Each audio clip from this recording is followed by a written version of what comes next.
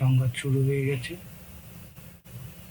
এর বিপদ কি বাংলাদেশ এড়াতে পারবে কিনা, এবং তিস্তা প্রকল্পে চীন যে আগ্রহ দেখিয়েছিল সেই আগ্রহ নিয়ে কিন্তু ভারত দেখা যাচ্ছে দাঙ্গা বাঁধিয়ে দিয়েছে। এখন এটা নিয়ে ভারত চীনের চাপের মধ্যে সরকার পড়বে কিনা, এবং চাপে পড়লে সেটা কতটা সরকার সামলাতে পারবে, এই সংক্রান্ত একটি ভিডিও আছে আমাদের কাছে। চলুন বিশ্লেষকের মতে ভিডিওটি দেখে আসি। গত বেশ কিছুদিন থেকে আমরা খুব স্পষ্টভাবে বুঝতে পারছিলাম ক্ষমতাসীন আওয়ামী রেজিম এবার মূল বিপদে পড়তে যাচ্ছে ভারত এবং চীনের স্বার্থের সংঘাতের মধ্যে পড়ে। মানে আপনি যখন জনগণের ম্যান্ডেট ছাড়া ক্ষমতায় থাকেন তখন কি হয়, আমি বহুবার আমরা সবাই বলেছি, দেশের ভেতরে কিছু শক্তির সাথে আপনি আপোষ করেন, প্রশাসন, পুলিশ, কিছু ব্যবসায়ী, আবার আপনি বিদেশি শক্তির সাথে আপোষ করেন, এবং সেই আপোষটা রাষ্ট্রের স্বার্থের জন্য না, আপনাকে ক্ষমতায় রাখার স্বার্থে। ফলে যেটা দাঁড়িয়ে আছে একটা দুর্বল সরকারকে যারা ক্ষমতায় রাখে, ক্ষমতায় থাকে সমর্থন করে, তারা নানান রকম অন্যায় প্রভাব, যেটা রেজিমকে ক্ষমতায় থাকতে সাহায্য করলেও রাষ্ট্রের জন্য ক্ষতিকর হয়।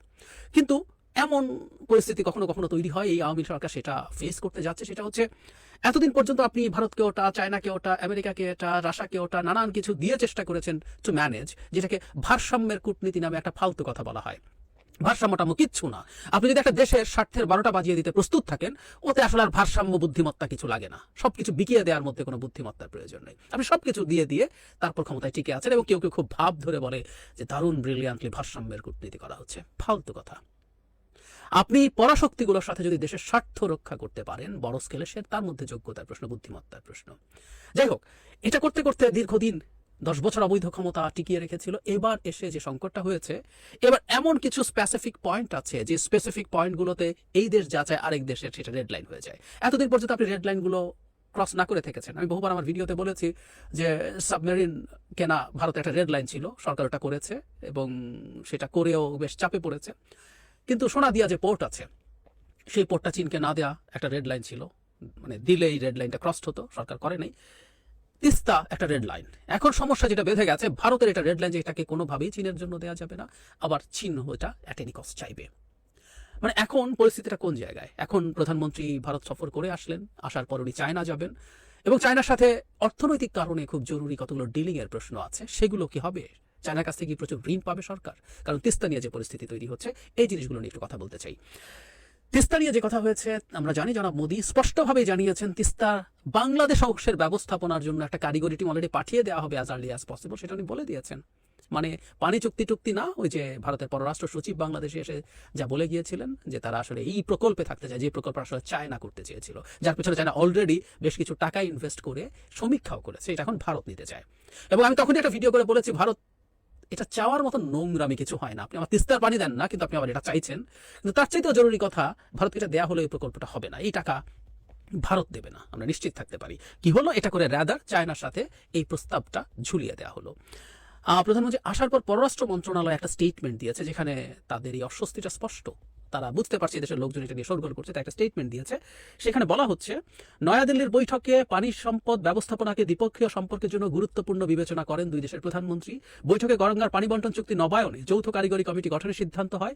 এ সময় তিস্তা নদীর ব্যবস্থাপনা ও সংরক্ষণে বাংলাদেশকে সহযোগিতা করতে ভারতের পক্ষ থেকে আগ্রহ দেখানো হয়। তবে বাংলাদেশের পক্ষ থেকে দ্রুত সময়ের মধ্যে তিস্তার পানি বন্টন চুক্তি সইয়ের কথা পুনর্ব্যক্ত করা হয়।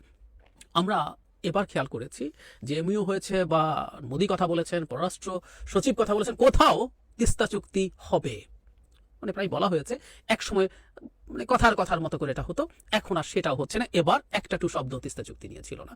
স্পষ্টভাবেই ভারত আসলে ওই জিনিসটাই করতে চাইছে, যে প্রজেক্টটা চীন চাইছে, চীনের তার চাওয়ার মধ্যে বাগড়া দিতে চাইছে। এখন যেটা হয়, ভারতের কনসার্ন যেটা অলওয়েজ, সেটা হচ্ছে আপনি যদি তিস্তার এই প্রজেক্ট করেন, তাহলে সীমান্ত থেকে, মানে চিকেন নেক থেকে, যেই তার যে ভালনারেবল, স্ট্র্যাটেজিক ভালনারেবিলিটিটা, সেটা থেকে চীনের অবস্থানের দূরত্ব হয় কম বেশি 100 কিলোমিটার, মানে 100 কিলোমিটারের মধ্যে এদিকে চলে গেল। আবার ওইদিকে ভুটান হয়ে দোকলামের ওই জোন, তার মানে আপনি দুই দিকে আপনার প্রেজেন্স তৈরি হয়ে যায়। এবং যে কোনো সময়ে, যে কোনো পরিস্থিতিতে, এটা যদিও সামরিক স্থাপনা না, কিন্তু এখানে একটা চাইনিজ প্রেজেন্স, চাইনিজ একটা প্রজেক্ট হওয়া মানে প্রচুর চাইনিজ লোকজন এখানে থাকা, ভবিষ্যতে ব্যবস্থাপনায় থাকা, সবকিছু যদি আপনি যোগ করেন, ভারত এই জিনিসটাকে তার রেড লাইন হিসেবে বিবেচনা করে। এখন প্রশ্ন হচ্ছে, বাংলাদেশ কি করবে? বাংলাদেশ কতটুকু কি করতে পারবে? প্রথম কথাটা হচ্ছে, প্রধানমন্ত্রী খুবই চেয়েছেন এটা চীনের মাধ্যমে হোক। এই পার্লামেন্টে জুন মাসেই আমি দেখিয়েছি আপনাদেরকে, উনি বলেছেন চীনের জন্য ঋণ চাওয়া হয়েছে। অনেক অনুমান করছিলেন উনি ভারতে গিয়ে চেষ্টা করবেন ভারতকে কনভিন্স করার জন্য যে মোটামুটি চায়নাকে এই প্রজেক্টটা দেওয়া হবে, এবং কেউ কেউ বলছে যে একটা ট্রেড অফ হিসাবে ট্রানজিটের রেল লাইন মানে করিডোরের রেল লাইন সংযোগগুলো দেওয়ার জন্য ভারতকে পুরোপুরি শর্তহীনভাবে রাজি হওয়া হবে। কিন্তু ভারত যদি মনে করে যে আমি রেলের যে করিডোর সেটা তো নেবো, আমি এটাও বন্ধ করার হ্যাডাম রাখি, ভারত সেটা করতে দেবে কেন? দেয় নাই। এবং খুব স্পষ্টভাবে বোঝা যাচ্ছে বাংলাদেশ ভারতকে তিস্তা প্রজেক্টে এনগেজ করতে পারবে না। যদিও ন্যূনতম চক্ষু লজ্জা থাকলে বাংলাদেশ ভারতের সাথে এরকম একটা জায়গায় যাওয়ারই কথা ছিল না, কারণ তুমি আমাকে পানি দাও নাই, ন্যায্য পানি, আর তুমি এসছো এখন আমার এখানকার ম্যানেজমেন্ট নিয়ে কথা বলতে। এখানে ম্যানেজমেন্ট কি করা যাবে, এখানে রিজার্ভার করা যাবে কিনা, এই জায়গায় রিজার্ভার কতটুকু এফেক্টিভ হবে, নানান আলোচনা আছে। আমাদের পানি বিশেষজ্ঞরা বলছেন এখানে আদৌ চায়নাও যে ধরনের প্রজেক্টের কথা বলছে এই ধরনের প্রজেক্ট এখানে ফিজিবল না। আমরা সে তর্ক সরিয়ে রাখছি আপাতত। কিন্তু ভারতের কাছ থেকে ওই প্রজেক্টের জন্য ফাইন্যান্স নেওয়া কোনোভাবেই কথা ছিল না। কিন্তু সরকারকে এই জিনিসটা গিলতে হবে, কারণ আপনি তো ক্ষমতায় আছেন ভারতকে দিয়ে শেষ পর্যন্ত। গত নির্বাচনের আগে আমাদের খুব স্পষ্টভাবেই মনে আছে, যখন আমেরিকা তীব্র চাপ তৈরি করছে তখন ভারত সেই চাপকে নিউট্রালাইজ করে দিয়েছিল। সরকার এই যে গদিতে থেকে গেল 24-এর এই দামি নির্বাচনের পর, তার পেছনে বিরাট রোল আছে ভারতের। সুতরাং ভারতকে পে করতে হবে, তো উপায় নেই, পেমেন্ট ছাড়া কেউ কোনো কিছু করবে না। বহুবার বলেছি সরকারের যাবতীয় নেগোসিয়েশন বা বার্গেন থাকে তাকে ক্ষমতায় রাখা। সো আপনাকে ক্ষমতায় রাখা হয়েছে, আপনি এখন ভারতের সব দাবি মানতে হবে। এখন সমস্যা যেটা হচ্ছে, চায়নাও খুব স্বাভাবিকভাবেই তিস্তা প্রজেক্টটা আসলেই ঠিক একটা পানি ব্যবস্থাপনা প্রজেক্ট না, এটা একটা স্ট্র্যাটেজিক প্রজেক্ট হিসেবেই চায়না বিবেচনা করার কথা। এখন এটা যদি চায়নাকে না দেওয়া হয়, চায়না এতটুকু এগিয়ে যাওয়ার পর, চায়না রিপিটেডলি কথা বলেছেন, নির্বাচনের আগে চাইনিজ রাষ্ট্রদূত কথা বলেছেন, পরে কথা বলেছেন, উনি ওই এলাকা ঘুরে এসছেন এবং তারা একটা ফিজিবিলিটি স্টাডি করেছে, অনেক এগিয়ে যাওয়া হয়েছে। এবং প্রধানমন্ত্রী যখন চায়নায় যাবেন, সেটা আমি ধারণা করি তারা চেয়েছেন সেটার ব্যাপারে চুক্তি স্বাক্ষরিত হোক। সেটা এবার অন্তত চুক্তি স্বাক্ষরিত হওয়ার কোনো সম্ভাবনা আসলে দেখা যাচ্ছে না। ভারত কোনোভাবেই এটা মেনে নেবে না। তাহলে ঝুঁকিটা কোন জায়গায় তৈরি হচ্ছে? ভারতকে আপনার লেগেছে আসলে এতদিন আমেরিকাকে নিউট্রালাইজ করা, এবং বাংলাদেশের ভেতরে ভারতের সিরিয়াস পেনিট্রেশন আছে, আমাদের আমলা, পুলিশ, বিচার বিভাগ নানান জায়গায় আছে। সুতরাং ক্ষমতায় থাকার ক্ষেত্রে বা ক্ষমতায় রাখার ক্ষেত্রে ভারতের একটা গুরুত্বপূর্ণ রোল আছে। কিন্তু একটা নতুন বিপদ তৈরি হয়েছে সরকারের জন্য, সেটা হচ্ছে তার অর্থনৈতিক সংকট। অর্থনৈতিক সংকট মানে হবে কি হবে না আলোচনা না, প্রশ্নটা হচ্ছে কবে হবে এবং ইন্টেন্সিটি কতটা হবে, ওই আলোচনা কেউ করতে পারেন, হবে না এই আলোচনা সম্ভব না। সুতরাং এটা কি এই বছর না আগামী বছর গিয়ে ঠেকবে, মানে আগামী এইরকম সময়, আগামী মে জুনের দিকে গিয়ে সবচেয়ে খারাপ অবস্থা হবে, এই আলোচনা করতে পারেন, এবং কতটা ফল করতে পারে টাকা ডলারের বিপরীতে। So Sarkar is in a serious crisis. এখন এই ক্রাইসিসের মধ্যেও আমরা আসলে দেখছি না যে সরকার 2 বছরের বেশি সময় হয়ে গেল, কোনোরকম কোনো উন্নতির কোনো লক্ষণ নাই। সুতরাং এই সময় সরকারের প্রচুর টাকা দরকার, ঋণ দরকার। এই কাজটা ভারতের মতো দেশের করার প্রশ্নই আসে না, তাদের সেই সক্ষমতার আশপাশেও নেই। মানে তারা $8-9 বিলিয়ন এলওসি বা লাইন অফ ক্রেডিট ঘোষণা করে $1.5-2 বিলিয়ন দিয়েছে 10-12 বছরে। ওরা কেমন জাত তাদের সম্পর্কে আমরা বুঝতে পারি, খুব ভালো বুঝতে পারি। এবং এই কারণেই বলি যে ভারতের মতো একটা দেশের একটা সক্ষমতা নেই, সক্ষমতা তৈরি হলেও তাদের টাকা দেওয়া যে মানসিকতা, ওটা দিয়ে সুপার পাওয়ার হওয়ার খোয়াবটা আসলে হবে না, কোনোভাবেই সম্ভব না। ও রাদার এরকম কতগুলো কৃতদাস সরকারকে ক্ষমতায় রেখে সব অর্জন করার চেষ্টা করবে। কিন্তু এখন এই টাকার সংকটে সে টাকা তো দিতে পারছে না, সে টাকা দিতে পারে চীন। মজার ব্যাপার, প্রধানমন্ত্রী নিশ্চয়ই মোদির সাথে বসে এটা বোঝানোর চেষ্টা করেছিলেন যে এই প্রজেক্টটাকে দিতে হবে, আদারওয়াইজ আমার জন্য লোন পাওয়া টাফ হয়ে যাবে, আমি লোন পাবো না, তাহলে আমি বিপদে পড়বো, মানুষ রাস্তায় নেমে আসবে। ধারণা করি মানুষ যদি রাস্তায় নেমে আসে এবং এই সরকারের পতন হয়, ভারতের কোনো একটা প্ল্যান বি, প্ল্যান সি আছে, সেই কারণে হয়তো আর ওই পাত্তা টাত্তাও দেওয়া হয় নাই, ভারত ওটা ছাড় দেয় নাই অন্তত। কারণ মোদি তার স্পিচে যখন প্রকাশ্যভাবে এটা বলছেন, তার মানে তারা কতটা সিরিয়াস এর মাধ্যমে এটা খুব ক্লিয়ারলি প্রমাণিত হয়। তাহলে এখন প্রধানমন্ত্রী যখন যাবেন, এই প্রজেক্ট যদি তাকে দিতে না পারেন, তাহলে কি চীনের টাকা পাওয়া যাবে? আমরা এর মধ্যেই দেখেছি চীনের কাছ থেকে অলরেডি চীন আগ্রহ দেখিয়েছে $5 বিলিয়ন সমপরিমাণ ইউয়ানে লোন দেয়া, চাইনিজ মুদ্রায় লোন দেয়া। আমি তখন একটা ভিডিওতে বলেছিলাম, আমি এখনো এটা মনে করি, সেটা হচ্ছে সরকার যদি ইউয়ানে চায়নার কাছ থেকে লোন চায়, আরো 5, 7, 10 ওই রকম লোন চায়, সেটা চায়না দিতে প্রস্তুত থাকবে। চায়না এই তিস্তা যে প্রজেক্ট আছে, মহাপরিকল্পনা, সেটার মধ্যে ঢুকতে না পারে নিশ্চয়ই তাকে হতাশ করবে। এর পাল্টা হিসেবে অনেকের মনে হবে সে তার ফিনান্স প্রত্যাহার করে ফেলবে। আমি ঠিক মনে করি না, কারণ ফিনান্স প্রত্যাহার যদি চায়না পুরো করে ফেলে, তাহলে চায়না বুঝবে যে সরকারের সাথে তার এনগেজমেন্ট পুরো শেষ হয়ে গেল, সরকার পুরো ভারত এবং ভারতের মাধ্যমে কিছুটা আমেরিকার দিকে বেশি ঝুঁকে গেল। চায়না এটা হতে দেবে না। সুতরাং চায়না হয়তো তিস্তা দিলে যে পরিমাণ উদার হস্তে টাকা পয়সা দিত, গত বেশ কিছুদিন থেকে আমরা খুব স্পষ্টভাবে বুঝতে পারছিলাম ক্ষমতাসীন আওয়ামী রেজিম এবার মূল বিপদে পড়তে যাচ্ছে ভারত এবং চীনের স্বার্থের সংঘাতের মধ্যে পড়ে। মানে আপনি যখন জনগণের ম্যান্ডেট ছাড়া ক্ষমতায় থাকেন, তখন কি হয়? আমি বহুবার আমরা সবাই বলেছি, দেশের ভেতরে কিছু শক্তির সাথে আপনি আপোষ করেন, প্রশাসন, পুলিশ, কিছু ব্যবসায়ী, আবার আপনি বিদেশি শক্তির সাথে আপোষ করেন এবং সেই আপোষটা রাষ্ট্রের স্বার্থের জন্য না, আপনাকে ক্ষমতায় রাখার স্বার্থে। ফলে যেটা দাঁড়িয়ে আছে একটা দুর্বল সরকারকে যারা ক্ষমতায় রাখে, ক্ষমতায় থাকে সমর্থন করে, তারা নানান রকম অন্যায় প্রভাব যেটা রেজিমকে ক্ষমতায় থাকতে সাহায্য করলেও রাষ্ট্রের জন্য ক্ষতিকর হয়। কিন্তু এমন পরিস্থিতি কখনো কখনো তৈরি হয়, এই আওয়ামী সরকার সেটা ফেস করতে যাচ্ছে। সেটা হচ্ছে এতদিন পর্যন্ত আপনি ভারতকে ওটা, চায়নাকে ওটা, আমেরিকাকে এটা, রাশিয়াকে ওটা নানান কিছু দিয়ে চেষ্টা করেছেন টু ম্যানেজ, যেটাকে ভারসাম্যের কূটনীতি নামে একটা ফালতু কথা বলা হয়। ভারসাম্যটা কিচ্ছু না। আপনি যদি একটা দেশের স্বার্থের 12টা বাজিয়ে দিতে প্রস্তুত থাকেন, ওতে আসলে আর ভারসাম্য বুদ্ধিমত্তা কিছু লাগে না। সবকিছু বিকিয়ে দেওয়ার মধ্যে কোনো বুদ্ধিমত্তার প্রয়োজন নেই। আপনি সবকিছু দিয়ে দিয়ে তারপর ক্ষমতায় টিকে আছেন এবং কেউ কেউ খুব ভাব ধরে বলে যে দারুণ ব্রিলিয়ান্টলি ভারসাম্যের কূটনীতি করা হচ্ছে। ফালতু কথা। আপনি পরাশক্তিগুলোর সাথে যদি দেশের স্বার্থ রক্ষা করতে পারেন বড় স্কেলে, সে তার মধ্যে যোগ্যতার প্রশ্ন, বুদ্ধিমত্তার প্রশ্ন। যাই হোক, এটা করতে করতে দীর্ঘদিন 10 বছর অবৈধ ক্ষমতা টিকিয়ে রেখেছিল। এবার এসে যে সংকটটা হয়েছে, এবার এমন কিছু স্পেসিফিক পয়েন্ট আছে যে স্পেসিফিক পয়েন্টগুলোতে এই দেশ যা চায় আরেক দেশের সেটা রেড লাইন হয়ে যায়। এতদিন পর্যন্ত আপনি রেড লাইনগুলো ক্রস না করে থেকেছেন। আমি বহুবার আমার ভিডিওতে বলেছি যে সাবমেরিন কেনা ভারতের একটা রেড লাইন ছিল, সরকার ওটা করেছে এবং সেটা করেও বেশ চাপে পড়েছে। কিন্তু সোনাদিয়া যে পোর্ট আছে, সেই পোর্টটা চীনকে না দেয়া একটা রেড লাইন ছিল, মানে দিলে এই রেড লাইনটা ক্রস হতো, সরকার করে নাই। তিস্তা একটা রেড লাইন। এখন সমস্যা যেটা বেঁধে গেছে, ভারতের এটা রেড লাইন যে এটাকে কোনোভাবেই চীনের জন্য দেওয়া যাবে না, আবার চীন এটা অ্যাট এনি কস্ট চাইবে। মানে এখন পরিস্থিতিটা কোন জায়গায়? এখন প্রধানমন্ত্রী ভারত সফর করে আসলেন, আসার পর উনি চায়না যাবেন এবং চায়নার সাথে অর্থনৈতিক কারণে খুব জরুরি কতগুলো ডিলিং এর প্রশ্ন আছে, সেগুলো কি হবে? চায়নার কাছ থেকে কি প্রচুর ঋণ পাবে সরকার? কারণ তিস্তা নিয়ে যে পরিস্থিতি তৈরি হচ্ছে, এই জিনিসগুলো নিয়ে একটু কথা বলতে চাই। তিস্তা নিয়ে যে কথা হয়েছে, আমরা জানি জনাব মোদী স্পষ্টভাবে জানিয়েছেন তিস্তা বাংলাদেশ অংশের ব্যবস্থাপনার জন্য একটা কারিগরি টিম অলরেডি পাঠিয়ে দেওয়া হবে অ্যাজ আর্লি অ্যাজ পসিবল, সেটা উনি বলে দিয়েছেন। মানে পানি চুক্তি না, ওই যে ভারতের পররাষ্ট্র সচিব বাংলাদেশে এসে যা বলে গিয়েছিলেন যে তারা আসলে এই প্রকল্পে থাকতে চায়, যে প্রকল্প আসলে চায়না করতে চেয়েছিল, যার পেছনে চায়না অলরেডি বেশ কিছু টাকা ইনভেস্ট করে সমীক্ষাও করেছে, এটা এখন ভারত নিতে চায়। এবং আমি তখনই একটা ভিডিও করে বলেছি, ভারত এটা চাওয়ার মতো নোংরামি কিছু হয় না। আপনি আমার তিস্তার পানি দেন না, কিন্তু আপনি আবার এটা চাইছেন। কিন্তু তার চাইতেও জরুরি কথা, ভারতকে এটা দেওয়া হলে এই প্রকল্পটা হবে না, এই টাকা ভারত দেবে না, আমরা নিশ্চিত থাকতে পারি। কি হলো, এটা করে রাদার চায়নার সাথে এই প্রস্তাবটা ঝুলিয়ে দেওয়া হলো। প্রধানমন্ত্রী আসার পর পররাষ্ট্র মন্ত্রণালয় একটা স্টেটমেন্ট দিয়েছে, যেখানে তাদের এই অস্বস্তিটা স্পষ্ট, তারা বুঝতে পারছে দেশের লোকজন এটা নিয়ে শোরগোল করছে, তাই একটা স্টেটমেন্ট দিয়েছে।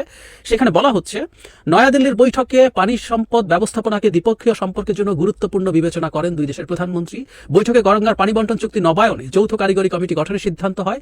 এ সময় তিস্তা নদীর ব্যবস্থাপনা ও সংরক্ষণে বাংলাদেশকে সহযোগিতা করতে ভারতের পক্ষ থেকে আগ্রহ দেখানো হয়। তবে বাংলাদেশের পক্ষ থেকে দ্রুত সময়ের মধ্যে তিস্তার পানি বন্টন চুক্তি সইয়ের কথা পুনর্ব্যক্ত করা হয়। আমরা এবার খেয়াল করেছি যে এমইউ হয়েছে বা মোদী কথা বলেছেন, পররাষ্ট্র সচিব কথা বলেছেন, কোথাও তিস্তা চুক্তি হবে মানে প্রায় বলা হয়েছে। এক সময় মানে কথার মতো করে এটা হতো, এখন আর সেটাও হচ্ছে না। এবার একটা টু শব্দ তিস্তা চুক্তি নিয়ে ছিল না। স্পষ্টভাবেই ভারত আসলে ওই জিনিসটাই করতে চাইছে, যে প্রজেক্টটা চীন চাইছে, চীনের তার চাওয়ার মধ্যে বাগড়া দিতে চাইছে। এখন যেটা হয়, ভারতের কনসার্ন যেটা অলওয়েজ, সেটা হচ্ছে আপনি যদি তিস্তার এই প্রজেক্ট করেন, তাহলে সীমান্ত থেকে মানে চিকেন নেক থেকে যেই তার যে ভালনারেবল স্ট্র্যাটেজিক ভালনারেবিলিটিটা, সেটা থেকে চীনের অবস্থানের দূরত্ব হয় কম বেশি 100 কিলোমিটার, মানে 100 কিলোমিটারের মধ্যে এদিকে চলে গেল। আবার ওইদিকে ভুটান হয়ে দোকলামের ওই জোন, তার মানে আপনি দুই দিকে আপনার প্রেজেন্স তৈরি হয়ে যায়। এবং যে কোনো সময়ে যে কোনো পরিস্থিতিতে, এটা যদিও সামরিক স্থাপনা না, কিন্তু এখানে একটা চাইনিজ প্রেজেন্স, চাইনিজ একটা প্রজেক্ট হওয়া মানে প্রচুর চাইনিজ লোকজন এখানে থাকা, ভবিষ্যতে ব্যবস্থাপনায় থাকা, সবকিছু যদি আপনি যোগ করেন, ভারত এই জিনিসটাকে তার রেড লাইন হিসেবে বিবেচনা করে। এখন প্রশ্ন হচ্ছে, বাংলাদেশ কি করবে? বাংলাদেশ কতটুকু কি করতে পারবে? প্রথম কথাটা হচ্ছে, প্রধানমন্ত্রী খুবই চেয়েছেন এটা চীনের মাধ্যমে হোক। এই পার্লামেন্টে জুন মাসেই আমি দেখিয়েছি আপনাদেরকে, উনি বলেছেন চীনের জন্য ঋণ চাওয়া হয়েছে। অনেক অনুমান করছিলেন উনি ভারতে গিয়ে চেষ্টা করবেন ভারতকে কনভিন্স করার জন্য যে মোটামুটি চায়নাকে এই প্রজেক্টটা দেওয়া হবে। এবং কেউ কেউ বলছে এটা একটা ট্রেড অফ হিসাবে ট্রানজিটের রেল লাইন মানে করিডোরের রেল লাইন সংযোগগুলো দেওয়ার জন্য ভারতকে পুরোপুরি শর্তহীনভাবে রাজি হওয়া হবে। কিন্তু ভারত যদি মনে করে যে আমি রেলের যে করিডোর সেটা তো নেবো, আমি এটাও বন্ধ করার হ্যাডাম রাখি, ভারত সেটা করতে দেবে কেন? দেয় নাই। এবং খুব স্পষ্টভাবে বোঝা যাচ্ছে বাংলাদেশ ভারতকে তিস্তা প্রজেক্টে এনগেজ করতে পারবে না। যদিও ন্যূনতম চক্ষু লজ্জা থাকলে বাংলাদেশ ভারতের সাথে এইরকম একটা ইয়েতে যাওয়ারই কথা ছিল না, কারণ তুমি আমাকে পানি দাও নাই, ন্যায্য পানি, আর তুমি এসছো এখন আমার এখানকার ম্যানেজমেন্ট নিয়ে কথা বলতে। এখানে ম্যানেজমেন্ট কি করা যাবে, এখানে রিজার্ভার করা যাবে কিনা, এই জায়গায় রিজার্ভার কতটুকু এফেক্টিভ হবে, নানান আলোচনা আছে। আমাদের পানি বিশেষজ্ঞরা বলছেন এখানে আদৌ চায়নাও যে ধরনের প্রজেক্টের কথা বলছে, এই ধরনের প্রজেক্ট এখানে ফিজিবল না। আমরা সে তর্ক সরিয়ে রাখছি আপাতত। কিন্তু ভারতের কাছ থেকে ওই প্রজেক্টের জন্য ফাইন্যান্স নেওয়া কোনোভাবেই কথা ছিল না, কিন্তু সরকারকে এই জিনিসটা গিলতে হবে, কারণ আপনি তো ক্ষমতায় আছেন ভারতকে দিয়ে শেষ পর্যন্ত। গত নির্বাচনের আগে আমাদের খুব স্পষ্টভাবেই মনে আছে, যখন আমেরিকা তীব্র চাপ তৈরি করছে, তখন ভারত সেই চাপকে নিউট্রালাইজ করে দিয়েছিল। সরকার এই যে গদিতে থেকে গেল 24-এর এই দামি নির্বাচনের পর, তার পেছনে বিরাট রোল আছে ভারতের। সুতরাং ভারতকে পে করতে হবে, তো উপায় নেই, পেমেন্ট ছাড়া কেউ কোনো কিছু করবে না। বহুবার বলেছি, সরকারের যাবতীয় নেগোসিয়েশন বা বার্গেন থাকে তাকে ক্ষমতায় রাখা। সো আপনাকে ক্ষমতায় রাখা হয়েছে, আপনি এখন ভারতের সব দাবি মানতে হবে। এখন সমস্যা যেটা হচ্ছে, চায়নাও খুব স্বাভাবিকভাবেই তিস্তা প্রজেক্টটা আসলেই ঠিক একটা পানি ব্যবস্থাপনা প্রজেক্ট না, এটা একটা স্ট্র্যাটেজিক প্রজেক্ট হিসেবেই চায়না বিবেচনা করার কথা। এখন এটা যদি চায়নাকে না দেওয়া হয়, চায়না এতটুকু এগিয়ে যাওয়ার পর, চায়না রিপিটেডলি কথা বলেছেন, নির্বাচনের আগে চাইনিজ রাষ্ট্রদূত কথা বলেছেন, পরে কথা বলেছেন, উনি ওই এলাকা ঘুরে এসছেন এবং তারা একটা ফিজিবিলিটি স্টাডি করেছে, অনেক এগিয়ে যাওয়া হয়েছে। এবং প্রধানমন্ত্রী যখন চায়নায় যাবেন, সেটা আমি ধারণা করি তারা চেয়েছেন সেটার ব্যাপারে চুক্তি স্বাক্ষরিত হোক। সেটা এবার অন্তত চুক্তি স্বাক্ষরিত হওয়ার কোনো সম্ভাবনা আসলে দেখা যাচ্ছে না। ভারত কোনোভাবেই এটা মেনে নেবে না।